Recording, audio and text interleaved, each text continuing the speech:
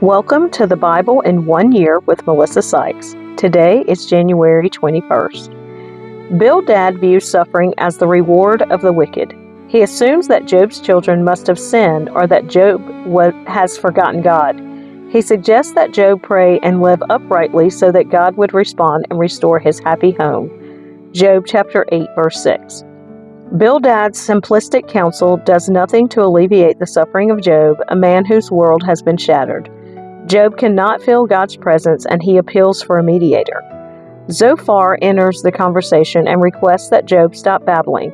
He, like Bildad, thinks that all would be right again if Job would just get rid of his sins. Suffering, though, is not always based on personal sin, which is dealt with through substitutionary atonement.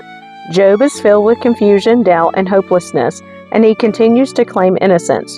Job fails to understand that his righteousness is based on God's approval, and that God's approval does not always mean a life without suffering. Bildad's first response to Job. Job chapter 8, verses 1 through 22.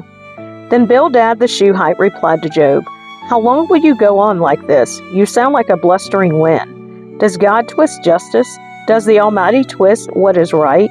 Your children must have sinned against him, so their punishment was well deserved. But if you pray to God and seek the favor of the Almighty, and if you are pure and live with integrity, He will surely rise up and restore your happy home. And though you started with little, you will end with much." Just ask the previous generation. Pay attention to the experience of our ancestors, for we were born but yesterday and know nothing. Our days on earth are as fleeting as a shadow. But those who came before us will teach you. They will teach you the wisdom of old. Can papyrus reeds grow tall without a marsh? Can marsh grass flourish without water? While they are still flowering, not ready to be cut, they begin to wither more quickly than grass. The same happens to all who forget God. The hopes of the godless evaporate. Their confidence hangs by a thread. They are leaning on a spider's web. They cling to their home for security, but it won't last. They try to hold it tight, but it will not endure. The godless seem like a lush plant growing in the sunshine, its branches spreading across the garden. Its roots grow down through a pile of stones. It takes hold on a bed of rocks. But when it is uprooted, it's as though it never existed. That's the end of its life, and others spring up from the earth to replace it. But look, God will not reject a person of integrity, nor will He lend a hand to the wicked. He will once again fill your mouth with laughter and your lips with shouts of joy. Those who hate you will be clothed with shame, and the home of the wicked will be destroyed. Job's third speech, a response to Bildad. Job chapter 9, verses 1 through 35. Then Job spoke again. "Yes, I know all this is true in principle, but how can a person be declared innocent in God's sight? If someone wanted to take God to court, would it be possible to answer him even once in 1,000 times? For God is so wise and so mighty, who has ever challenged him successfully? Without warning, he moves the mountains, overturning them in his anger. He shakes the earth from its place, and its foundations tremble. If he commands it, the sun won't rise, and the stars won't shine. He alone has spread out the heavens and marches on the waves of the sea. He made all the stars, the Bear and Orion, the Pleiades, and the constellations of the southern sky. He does great things too marvelous to understand. He performs countless miracles. Yet when he comes near, I cannot see him. When he moves by, I do not see him go. If he snatches someone in death, who can stop him? Who dares to ask, 'What are you doing?' And God does not restrain his anger. Even the monsters of the sea are crushed beneath his feet. So who am I that I should try to answer God or even reason with him? Even if I were right, I would have no defense. I could only plead for mercy. And even if I summoned him and he responded, I'm not sure he would listen to me. For he attacks me with a storm and repeatedly wounds me without cause. He will not let me catch my breath, but fills me instead with bitter sorrows. If it's a question of strength, he's the strong one.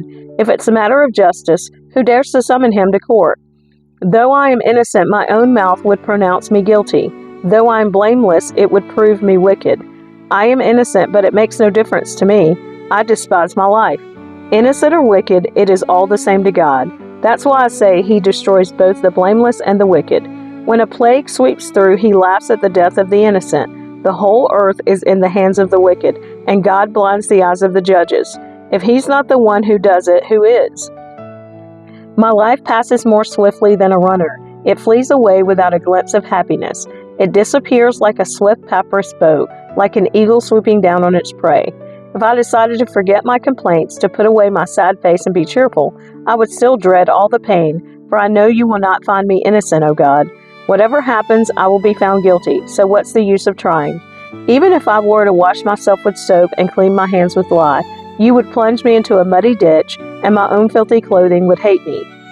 God is not immortal like me, so I cannot argue with him or take him to trial. If only there were a mediator between us, someone who could bring us together.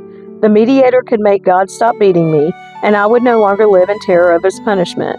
Then I could speak to him without fear, but I cannot do that in my own strength. Job frames his plea to God. Job chapter 10, verses 1 through 22. I am disgusted with my life, let me complain freely. My bitter soul must complain. I will say to God, don't simply condemn me, tell me the charge you are bringing against me. What do you gain by oppressing me? Why do you reject me, the work of your own hands, while smiling on the schemes of the wicked? Are your eyes like those of a human? Do you see things only as people see them? Is your lifetime only as long as ours? Is your life so short that you must quickly probe for my guilt and search for my sin? Although you know I am not guilty, no one can rescue me from your hands. You formed me with your hands, you made me, yet now you completely destroy me. Remember that you made me from dust. Will you turn me back to dust so soon? You guided my conception and formed me in the womb. You clothed me with skin and flesh, and you knit my bones and sinews together. You gave me life and showed me your unfailing love. My life was preserved by your care. Yet your real motive, your true intent, was to watch me, and if I sinned, you would not forgive my guilt. If I'm guilty, too bad for me, and even if I'm innocent, I can't hold my head high, because I'm filled with shame and misery. And if I hold my head high, you hunt me like a lion and display your awesome power against me. Again and again you witness against me. You pour out your growing anger on me and bring fresh armies against me. Why then did you deliver me from my mother's womb? Why didn't you let me die at birth? It would be as though I had never existed, going directly from the womb to the grave. I have only a few days left, so leave me alone that I may have a moment of comfort, before I leave, never to return, for the land of darkness and utter gloom. It is a land as dark as midnight, a land of gloom and confusion, where even the light is dark as midnight. Zophar's first response to Job, Job chapter 11, verses 1 through 20. Then Zophar the Naamathite replied to Job, shouldn't someone answer this torrent of words? Is a person proved innocent just by a lot of talking? Should I remain silent while you babble on? When you mock God, shouldn't someone make you ashamed? You claim my beliefs are pure, and I am clean in the sight of God. If only God would speak, if only he would tell you what he thinks, if only he would tell you the secrets of wisdom, for true wisdom is not a simple matter. Listen, God is doubtless punishing you far less than you deserve. Can you solve the mysteries of God? Can you discover everything about the Almighty? Such knowledge is higher than the heavens, and who are you? It is deeper than the underworld. What do you know? It is broader than the earth and wider than the sea. If God comes and puts a person in prison or calls the court to order, who can stop him? For he knows those who are false, and he takes note of all their sins. An empty-headed person won't become wise, any more than a wild donkey can bear a human child. If only you would prepare your heart and lift up your hands to him in prayer. Get rid of your sins and leave all iniquity behind you. Then your face will brighten with innocence. You will be strong and free of fear. You will forget your misery. It will be like water flowing away. Your life will be brighter than the noonday. Even darkness will be as bright as morning. Having hope will give you courage. You will be protected and will rest in safety.